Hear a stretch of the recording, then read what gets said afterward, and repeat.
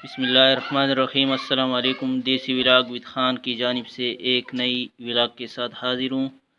दोस्तों, उम्मीद है कि आप सब खैरियत से होंगे। आज मैंने प्रोग्राम बनाया है ज़र्दा बनाने का, तो इसके लिए मैंने ये अज्जा ली है।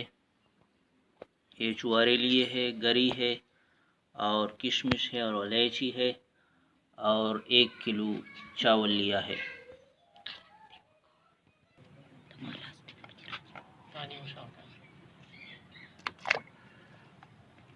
ये मैंने चुआरे भी डाल दिए हैं पानी में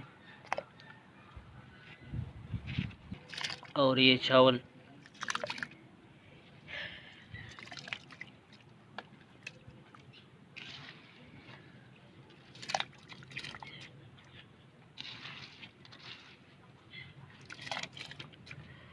इसको हम अच्छी तरह पानी में उबालेंगे।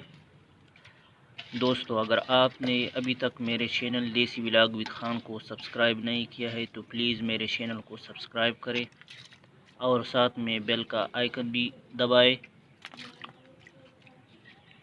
और मेरी इस वीडियो को ज़रूर लाइक करें। दोस्तों, चावल हमारे अच्छी तरह बॉयल हो रहे हैं और इसके साथ चुआरे भी हो रहे हैं।